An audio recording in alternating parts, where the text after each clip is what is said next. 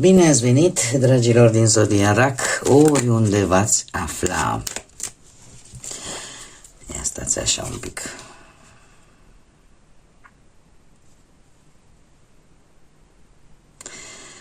Dragilor, foarte interesant, pentru că chiar vedeți bine, nici n-am început bine să îmi fac introducerea pentru videoclip, dar imediat discutăm de aceste două cărți și chiar mă voi opri din bătut. Deci, bine ați venit, dragilor din Zodia Rac, oriunde v-ați afla în această lume. Sunt de asemenea bucuroasă să fim din nou împreună la o nouă lectură pentru perioada 1-5 aprilie. Desigur, această lectură este nu doar pentru cei care aveți decât soarele, ci și pentru cei care aveți luna, Venus sau poate ascendentul în Zodia Rac, așa că nu uitați, de asemenea, este totuși o lectură general colectivă, vă rog să luați decât ceea ce va rezona cu voi. Vă mulțumesc tuturor pentru sprijinul acordat prin intermediul like-urilor, prin faptul că vă abonați, prin comentarii, prin gesturile voastre de apreciere și prin gândurile voastre bune care vin din partea voastră, așa că mii de mulțumiri. Și cei care sunteți noi pe acest canal, bun venit, și dacă la finalul acestei lecturi simțiți că ați rezonat, că v-a plăcut pur și simplu, eu vă invit cu mare drag să vă abonați și desigur să susțineți acest canal cu un simplu like. Sunt gratuite, unicul lucru necesar este decât voința fiecăruia dintre voi. Și acum, revenind la aceste două cărți care pentru mine sunt foarte interesante și care îmi atrag atenția printr-un simplu motiv. Avem două numere maestre, 33 și 22. Asta îmi vorbește de anumite experimente, lecții de viață, pe parte amoroasă în mare parte. E un mesaj practic aleatoriu care trebuie să ajungă la unii dintre voi. E vorba de o manipulare de care voi trebuie să vă dați seama. Este o manipulare în care se profită foarte mult de anumite slăbiciuni ale voastre, mai ales pe parte sentimentală.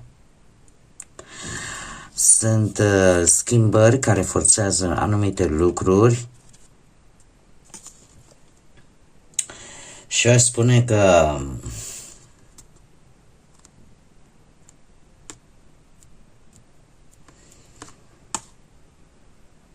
și 22. Aici am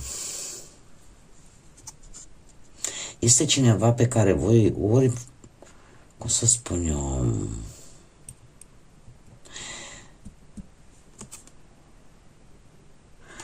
este cineva cu care chiar vă doriți să fiți.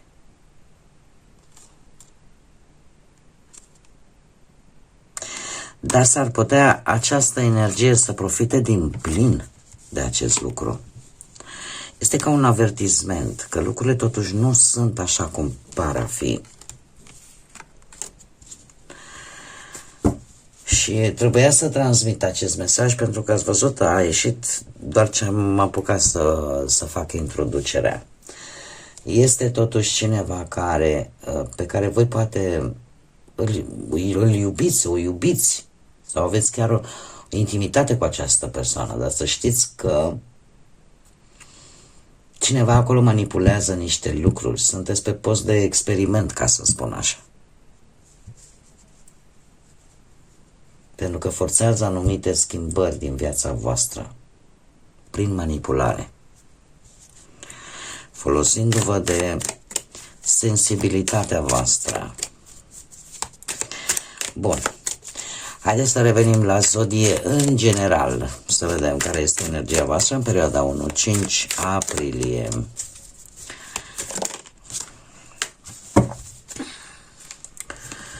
Și ce avem noi aici? Pământul, sosire, o călătorie care se termină și stabilitate, construcție și așezare și... Ei, nu cred așa ceva. Deci am avut 22, 33 și aici avem un 44. Ce ziceți de asta? constructorul, muncitorul, Saturn și Uranus. Energia voastră este de a avea ceva stabil, ceva concret. Este, dacă vreți,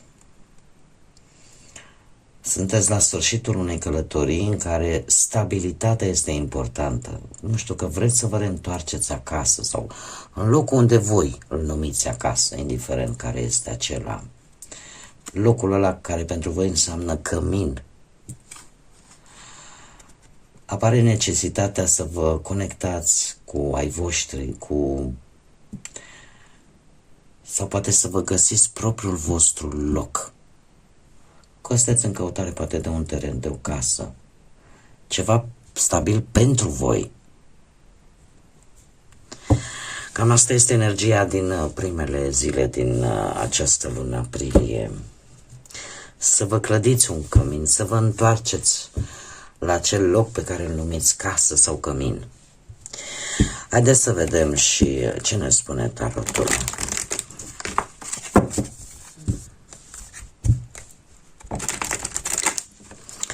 Ce vine pentru dragii mei din RAC în săptămâna 1-5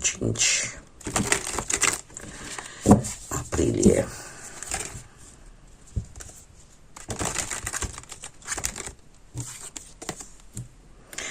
Un rege de cupe, exact, practic e cam același lucru, să știți, pentru că foarte bine poate să fie reprezentat de către voi și ne vorbește de faptul că gândiți foarte matur, vreți ceva foarte stabil și într-o formă foarte matură gândiți acest lucru, nu oricum.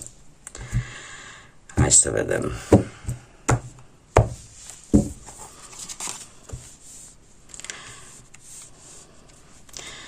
Un cavaler de monede, un 4 de cupe. Interesant, și roata destinului. Haideți să vedem, dragilor. Cavalerul de monede reprezintă zodii de pământ, Taur, Fecioară, Capricorn. Poate și voi aveți în ascendentul vostru lună Venus, poate una din aceste zodii de pământ, ceea ce mă duce cu gândul la faptul că lucrurile se mișcă lent, încet, dar sigur. Pentru că, sau cel puțin, poate sunteți provocați să aveți răbdare și să mergeți într-un anumit pas, care nu este unul foarte grăbit, ca să-i spun așa. Acest cavaler de monede îmi vorbește de foarte multă perseverență în a obține această stabilitate. Poate că și la locul de muncă sunteți serioși, sunteți disciplinați, sunteți constanți și să știți că nu apar pe partea profesională schimbări foarte rapide, cel puțin nu în această perioadă, dar să știți că există un progres vis-a-vis poate de un job, la locul de muncă în care vă desfășurați activitatea sau pur și simplu o perioadă în care voi să încercați așa să construiți ceva mai solid, chiar dacă va avansa lent, dar va fi mult mai sigur. Nu știu, poate că nu apar câștiguri rapide dacă vorbim de bani sau noroc, nu apare acest lucru, dar știi cum e, ne construim așa un venit stabil, treptat, da? Ce e de spus vis-a-vis de partea sentimentală? Se pare că pentru voi unicul lucru care îl văd eu aici un pic ciudat, ca să zic așa, faptul că e ceva care vă nemulțumește totuși, sau cel puțin resursele voastre de moment pleacă de la o nemulțumire. Dar o nemulțumire mai mult internă, aș spune, legată de sufletul vostru, ceva vă nemulțumește, nu neapărat ceva practic, ci ceva care vă deranjează sufletește. De ce? Pentru că avem acest 4 de cupe care îmi vorbește de o stare de reevaluare, de ușoară detașare și chiar de nemulțumire. Este aici o colaborare care nu vă mai place. Și nu pentru că neapărat că n-ar funcționa, ci pur și simplu pentru că e ceva acolo care vouă nu vă convine, nu vă place. Sau poate nu vă inspiră ce ar trebui să vă inspire. Numai că asta e o chestie pe care o țineți în interiorul vostru. Și indiferent câte propuneri ar veni, indiferent câte, cum să zic eu,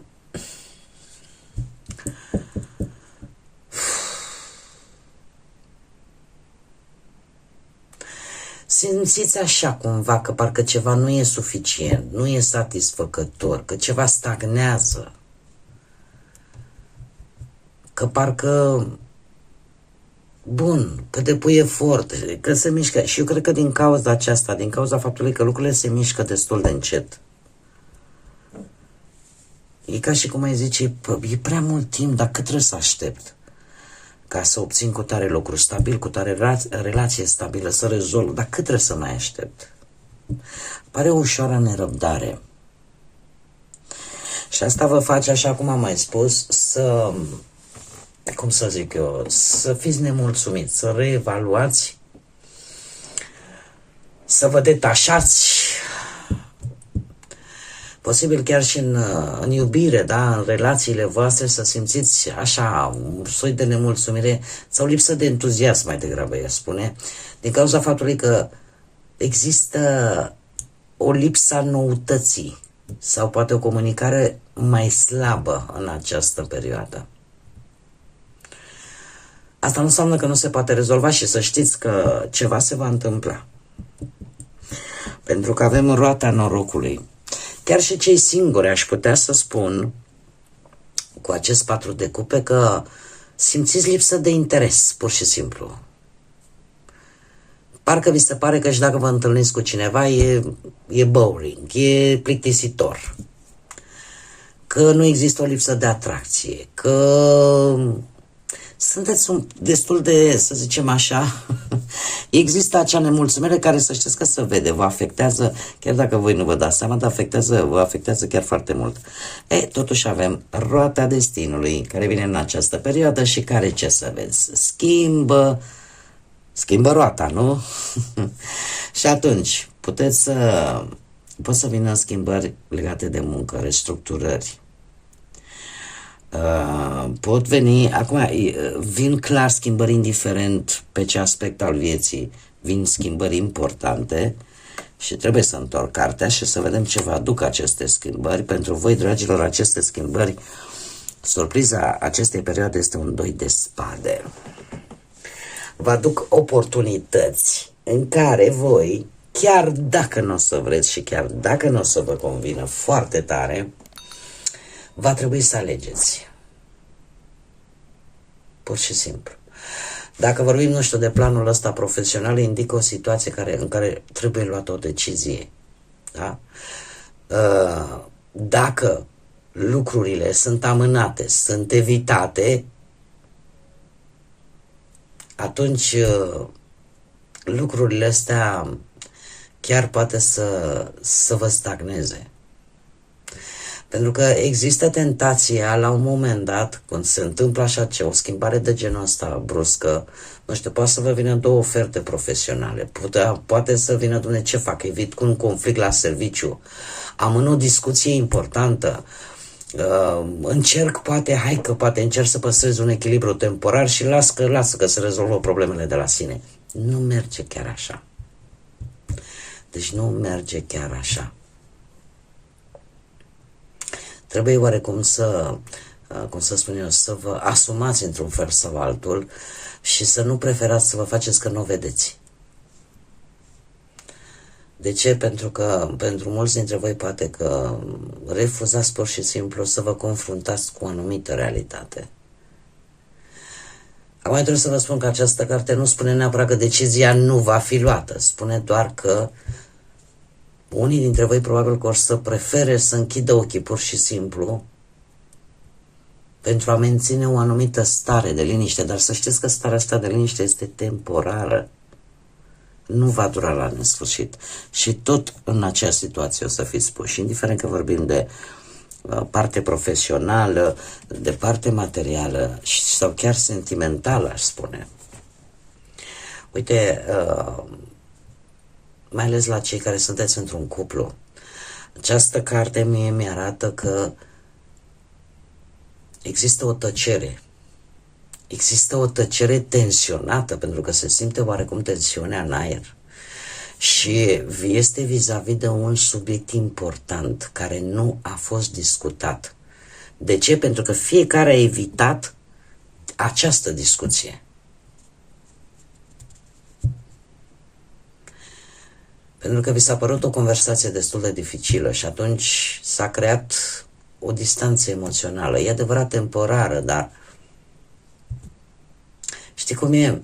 Când încerca unul să vorbească, altul spunea: hai că nu discutăm despre asta acum, vorbim altă dată. Deci o amânare este probabil un subiect sensibil, de ce nu? Dar este important. Și indiferent cât se va amâna, această schimbare care vine în această primă perioadă din aprilie vă va face să o luați la un moment dat decizia. Iar cei care sunteți singuri, ca să nu uităm și pe ei, la voi, dragilor, apare această schimbare bruscă care vine cu roata destinului, aduce acumulare de tensiuni și eu aș spune, parcă nu sunteți pregătiți să vedeți clar o anumită situație sentimentală. Parcă refuzați cumva să vedeți realitatea vis-a-vis de o situație romantică și alegeți negarea decât să alegeți între două persoane. Da? Cumva încercați să vă protejați din punct de vedere emoțional, cel puțin. Dar la un moment dat tot o veți face. Haideți să vedem ce mesaj angelic am pentru voi, dragilor din RAC. Ce frumos heruvim avem aici. Îl avem pe Iezalel, care spune așa: